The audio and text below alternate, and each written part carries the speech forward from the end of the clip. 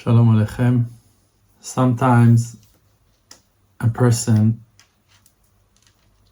in his life finds himself in a place that he does not have no understanding how to act, how to think, what to do. Problems seems heavier than he can carry.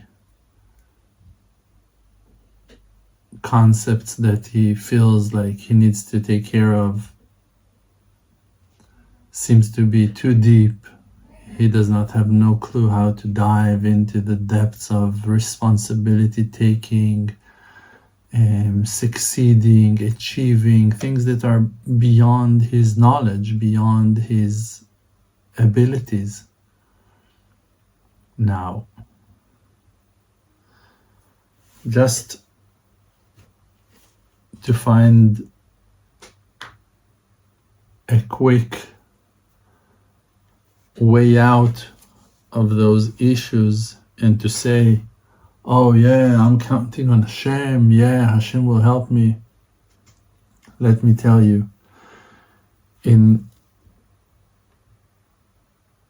my around 25 years of tshuva and real effort to do the right thing always and being as close to Hashem as I can, I saw many, maybe hundreds, maybe even thousands of people who claimed or presented themselves as believers counting on Hashem, so-called, but I saw them all falling.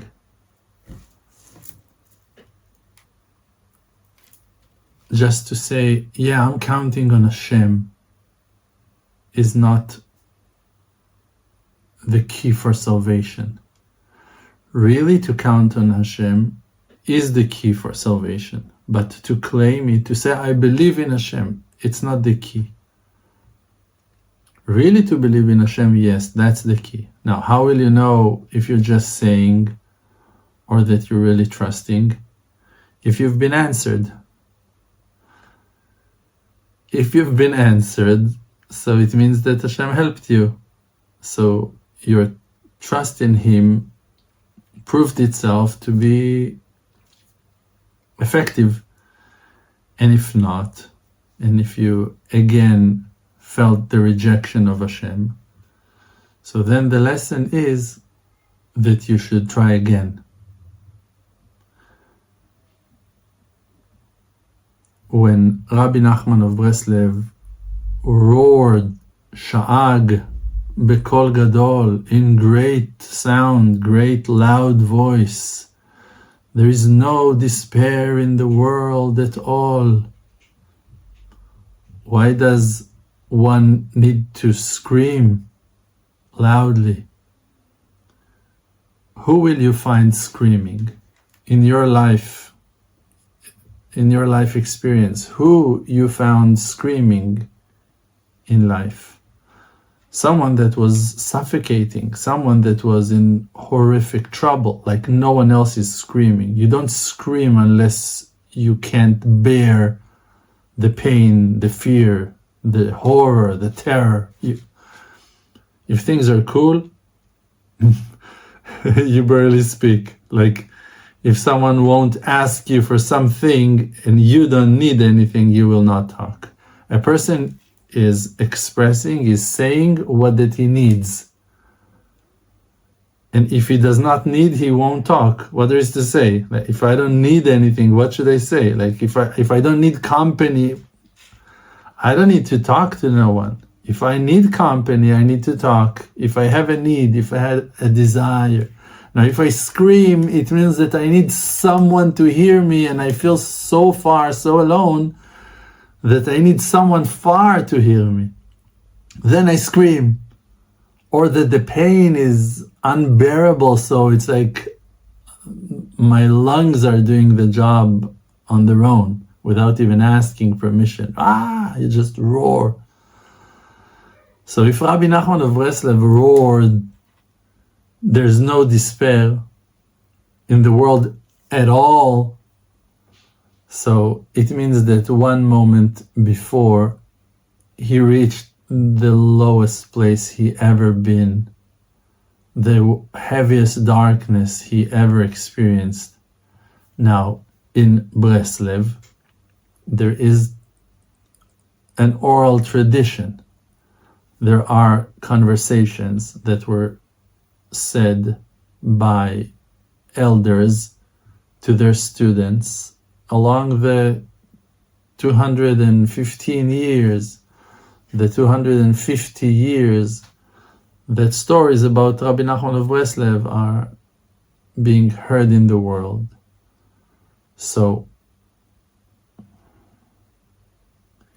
in that traditional wisdom sharing about this moment before Rabbi Nachman screamed, we heard from the elders that in that time of darkness, Rabbi Nachman saw where the last generation will fall to. He saw the peak of darkness of the last generation, and it brought him to such despair, to such pain, that he roared, Sha'ag bekol gadol, in great voice, hey, there's no despair in the world at all. Because he saw the darkness of despair, because he saw the cruelty of time. He saw the depths of our fallings. Now, we are the last generation. The darkness does not need to get worse than that. It's already there. And if it's true, Hashem can surprise us. There can be even darkest hour, but it's not our concern. We, from this point, that we never been to such low place ever before in no generation, we need to hold ourselves as the most troubled ones, the suffering ones, and we are. Because in no generation, all the leaders of the generation were against the people. It never happened before. Always the leaders tried to do good for their people. Today, all the governments are united to control the people, to take all their power, to control them, to abuse them, even to kill them. For power, control, purposes, for self-pleasure purposes.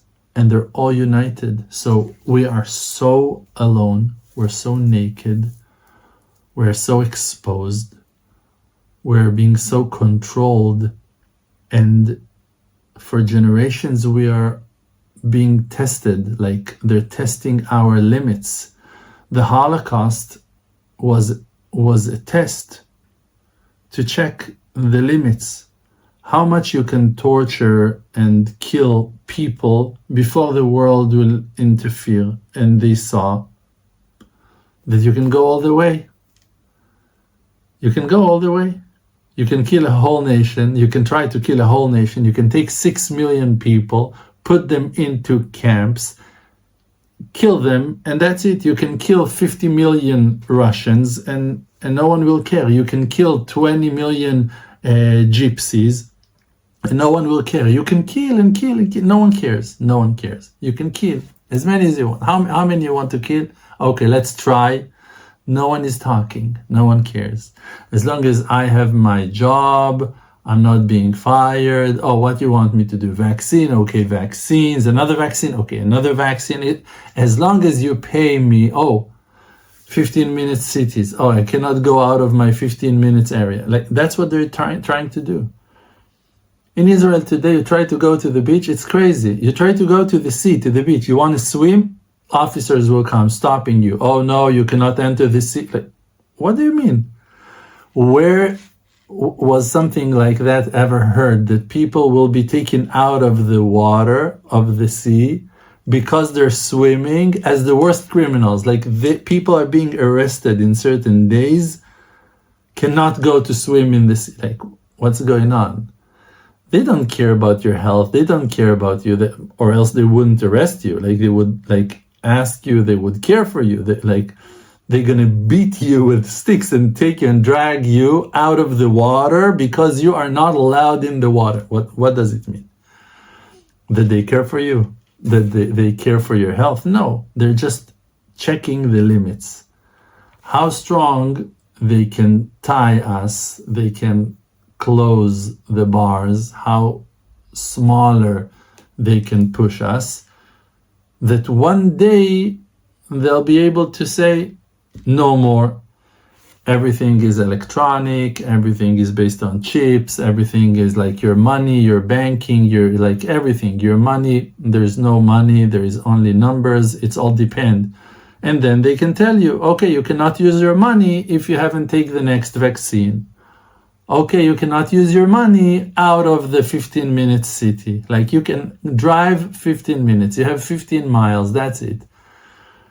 If you travel over 15 miles, that's it. You cannot use your visa, you cannot use your Isra card. You don't have money, that's it. Your chips, it doesn't work. You cannot buy a bottle of water. If you try to buy a bottle of water in the 16th mile, you're a criminal, that's it. And they know where you are at, and you have the 5G cameras watching, seeing, recognizing. It's been tested. It's been tested in China. It's been tested in Israel. It's being tested in the whole world. You think that there's a war between Israel to Iran? There is no war between Israel and Iran. You think that there is a war between the Israelis and the Gazanians, the Palestinians? There is no war. There is no war. It's all a fraud.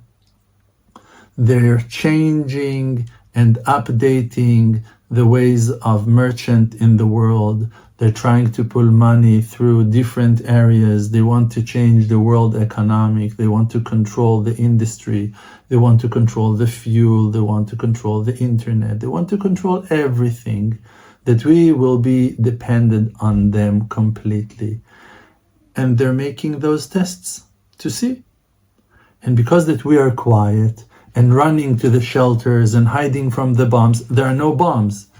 They're shooting the bombs themselves. There's no war. There are no missiles flying from Iran to Israel, from Yemen to Israel. It's all a fraud. It's all a joke. It's all a lie.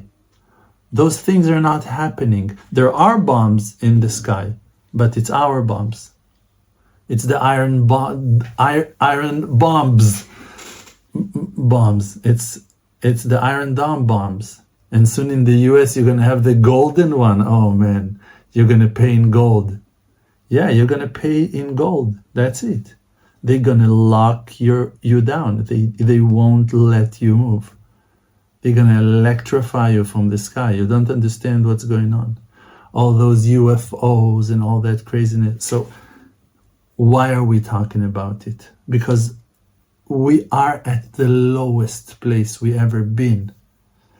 Because the whole world's leaders are united in controlling us and not letting us move without an electronic chip and a pass. They don't want you to control. They don't want you to think. Like, think about us, what happens to us when we don't have Wi-Fi, when we don't have reception, when you don't have internet. You're done. You cannot function. You don't know what to do with yourself. You cannot, your whole world destroyed. Do you think that they have a problem to turn off internet? Do you think that internet is a power? It's nothing. It's a power in their hands to control our minds. And they allow us to go free and wild and to feel so free to grow into that prison cell. Phone. It's a cell. All your life are inside this silly device, and that's your prison. And in one day, or that they will turn it off, or that they're going to use it to control you, they're going to provide news for Florida and different news to New York and different news to Texas. That flood in Texas, do you think that the rain caused that flood? Do you think that the whole area can be flooded in 5 minutes by rain? Was it the flood? No. It was a dam that was open for 5 minutes and that's it. And you have tens of people dead and a whole city destroyed. It's an act and not an act of nature. All those fires that are starting from nothing, from nowhere, and they tested it for years in the Los Angeles area, for years in California area. They were testing and testing and testing and testing, and then, okay, let's go to Hawaii, let's go to Canada, testing. And no one cares. Someone cares about what happened to the Hawaiians? Someone cares about what happened to the Canadians? Someone cares? No. And if they don't want your true live videos going viral on TikTok, on Facebook, they're going to tell you that your content is violating the community laws, and they're blocking your information. And they have the technology to decide that the person with a kippah on his head is violating. And if you posted something for a memory, to a memorial for a soldier that was killed in Gaza, they're going to tell you that that video is violating the community law. For what? They don't tell you. You don't have customer service. You don't have no one to call to scream it. It's like it's a robot that is blocking your option to respond.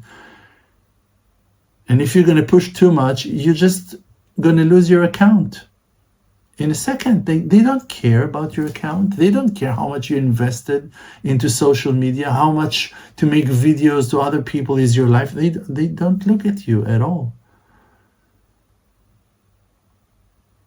They're looking to control. So now, again, back to the message, not to the bad news. That's the darkness. That's where we are at. That's reality. That's the truth. It's not conspiracy theory. It's not a theory. It's reality. All those things are happening. There's no climate issues. There are no problems. There is nothing at all. The sea level never changed since Genesis. It never changed and it never will be. The icebergs are not melting in no other way than they were in the past. The world is not getting hotter. Nothing is happening.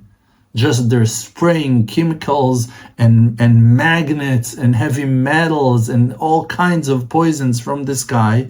And that's why people are getting sick with cancer and all other kinds of diseases, and why all people became allergic to million things in one. Because it's through the food, and it's through the air, and it's through the water, and they give you everything to destroy the systems. But as we learned in the past, the difference between us to the kingship of evil is that we have a soul.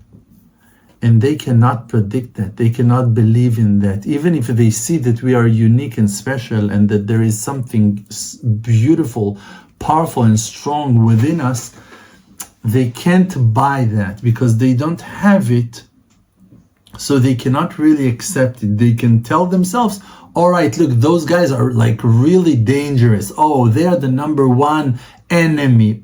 They don't go all the way to say they're godly. They cannot admit God. If they will admit God, they will have to surrender.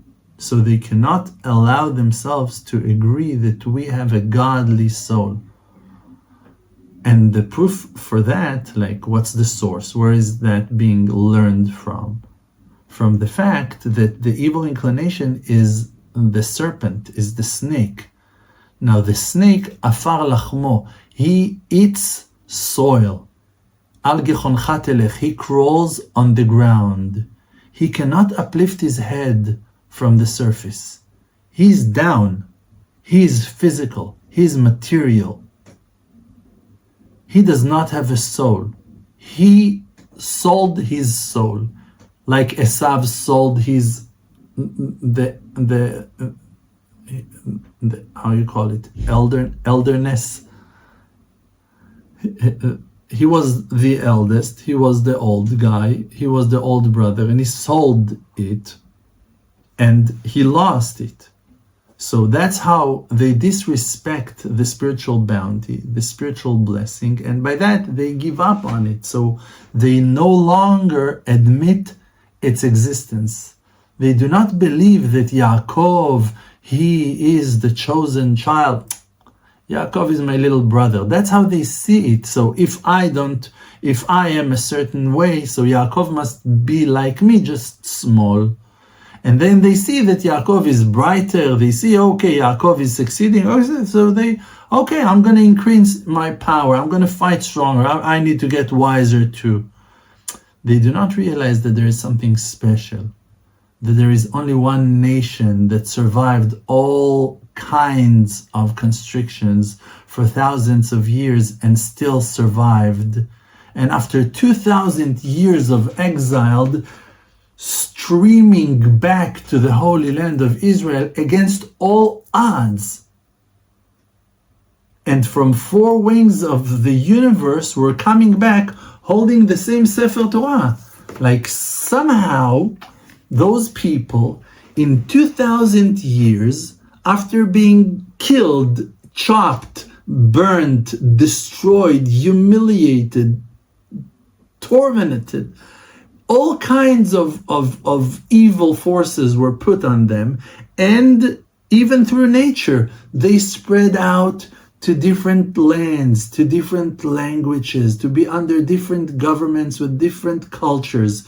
They were forced to convert their religions, to hide their religions, not to circumcise their children, not to keep Shabbat, not to write Hebrew, not to speak Hebrew. So they started talking Ladino and Spanish and English and German and Polish and Yiddish and German, and they spread out in Arabic and Moroccan Arabic and Iraqi Arabic and Egyptian Arabic, and they spread out, and for 2,000 years they have not met each other.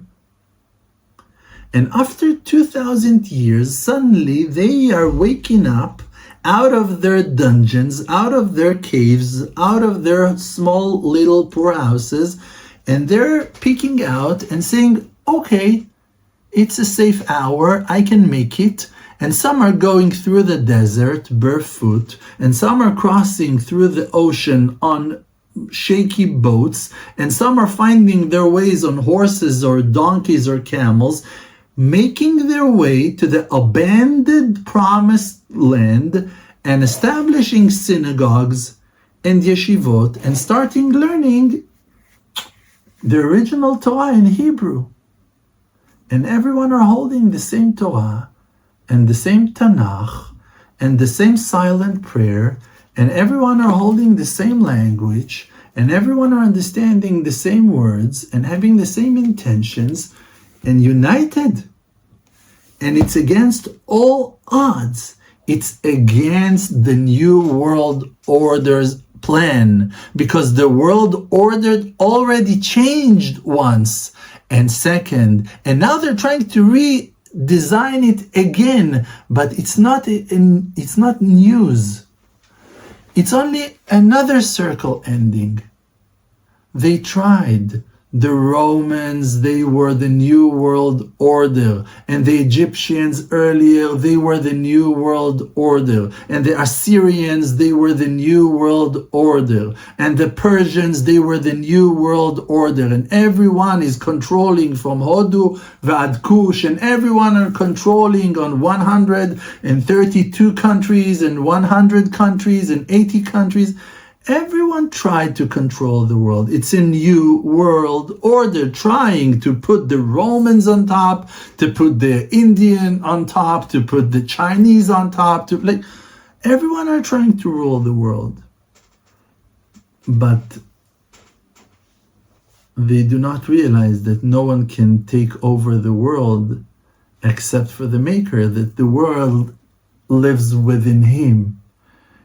And the world is not His place, just He is the place of the world. And they cannot grasp it. That's where we are winning.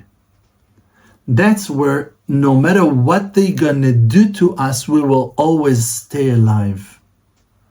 Because even if we're being killed, we are being reincarnated.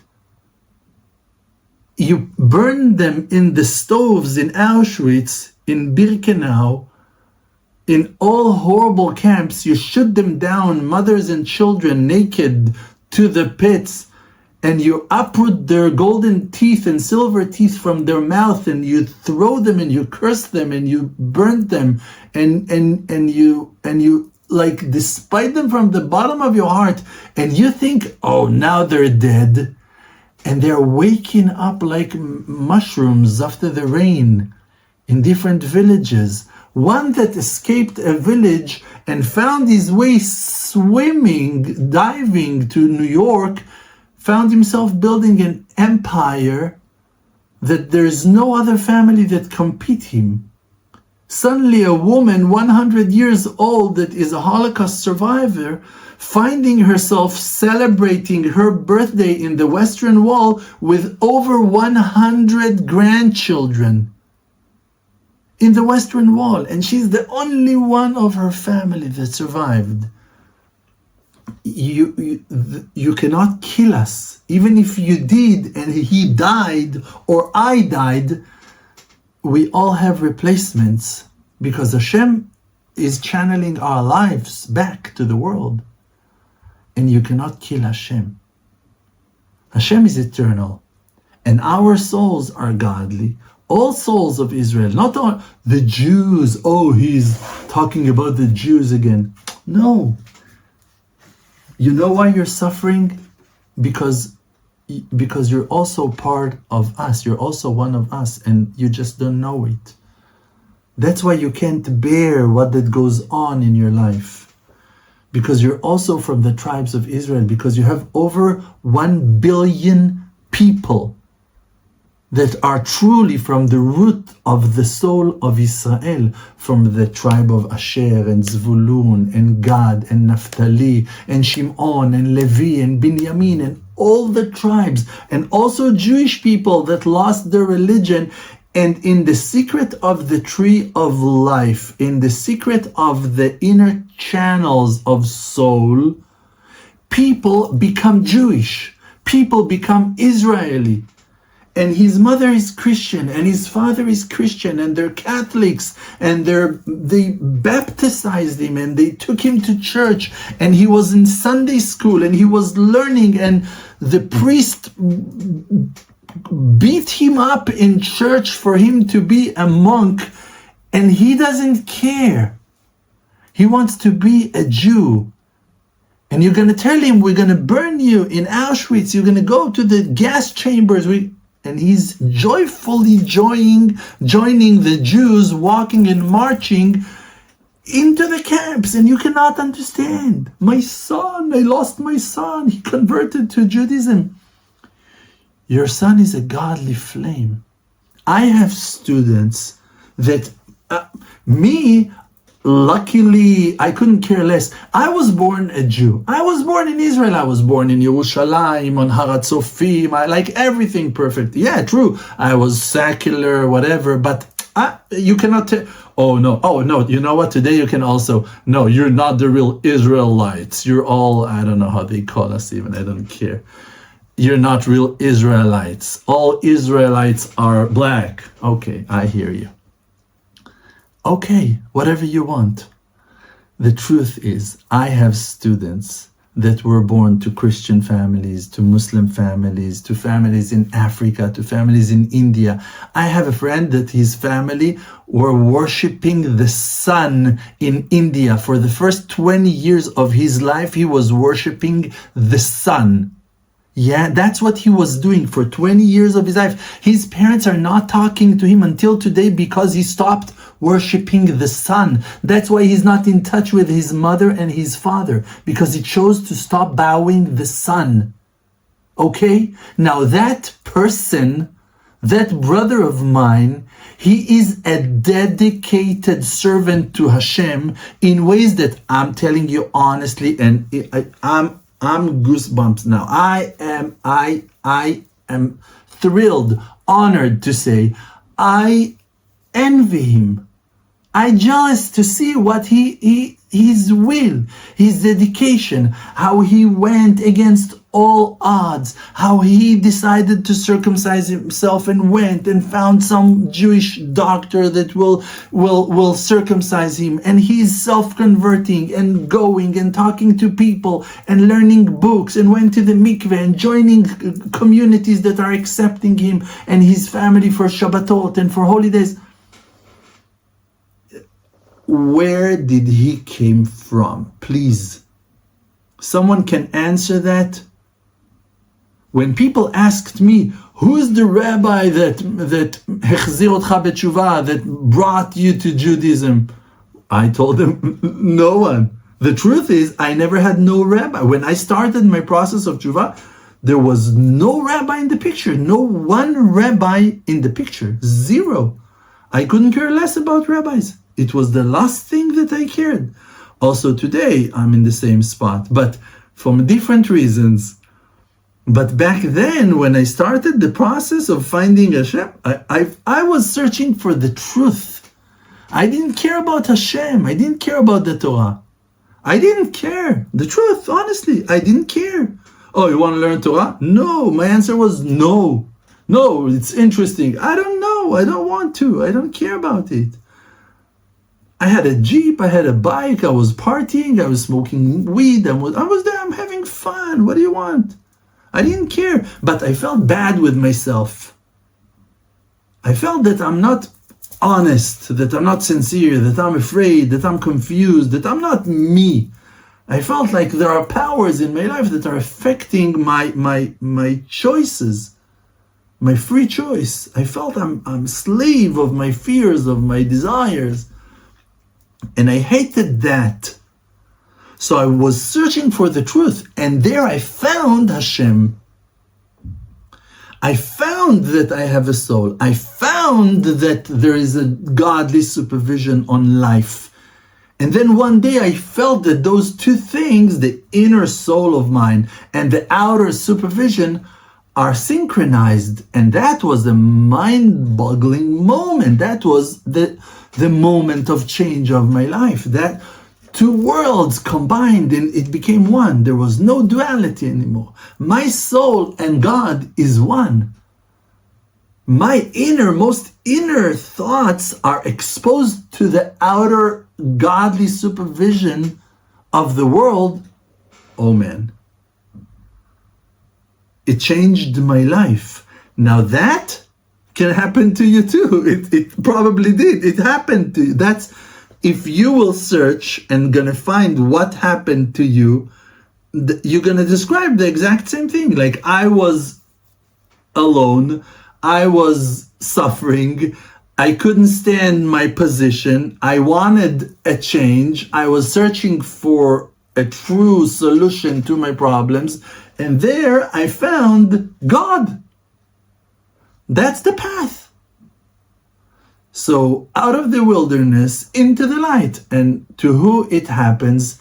To anyone that has a soul. So if it happened to you, you have a soul. If you have a soul, the devil hates you.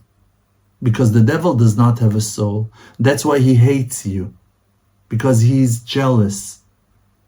Because he cannot stand the fact that you have something precious that he does not own. He does not have a soul, so he hates you. He wants to kill you because you're immortal, because you cannot die. And he's dying. So with all his powers, he's trying to sabotage your eternal path. To make you think that you're dying too. But we're not. Not the Nazis and not the fascists and not the what the other groups, the communists, no one was able to kill us. No one was able to destroy. And also not those ones that are on top right now. No matter what they will do, they're going to shoot him in the head. Okay, so his son will wake up. So his cousin will wake up. So someone from New Zealand will wake up. Who cares? We don't care. If 6 million of our siblings were meant to go to be burnt in fire, and we as a nation in the last 80 years established here something that is spiritually enormous. I'm not talking about technology. Those are husks. Those are poor coverings of our greatness. The unity of our people here, that people are fighting for each other, that people are willing to die for each other, that people are sacrificing themselves for each other, that people are giving charity for each other, that people are building houses and supporting communities for each other. That's the wonder of Eretz Israel, of Am Israel. The fact that we came back and we have cities, we have villages, we have a country, even though it's all false. The state is false, the law is false, everything, the rules are false, everything is false. The soul is true. It's all background, it's all a scene, it's all a show. The state of Israel, Benjamin Netanyahu, it's all nonsense. Those are all villains. All the government parties, all of them, those are Erev Rav, those are the external poorest bodies that are trying to take over, to possess our fortune, our glory, our grace. A state that is producing billions a year, and we are paying 3 times of our property's value in taxes, and we're paying and paying and paying and paying, and we're being killed in wars. Nothing kills us, and we're not dying. We're being exploited, and we're not dying. We're being poisoned, and we're not dying. Nothing is killing us. Nothing. And even if some are dying, it's like nothing happened. We keep on pushing forward. And it's around the world. It's a global awakeness. It's not only the Jews. It's not only in Israel. It's the soul of Israel around the world. Cannot be demolished, cannot be destroyed. So that's why I said, just to claim, I believe in Hashem is not the answer. But to believe in Hashem is the right one. To say, I trust Hashem, it will be good, that's not the key for your success. But really to trust Hashem that it will be good, that's the key to our success. Thank you. And to think that I didn't have a clue what I'm going to talk about. I came here in total despair. I was destroyed lower than ashes. I swear to you, on my grandmother's grave. I was destroyed. I came here not knowing what I'm going to say. That's why I started to talk about despair, about there's no despair in the world at all, about the reason why Rabbi Nachman spoke about despair, because he was in the now from the darkness of despair, this sweet speech of truth came out to the light.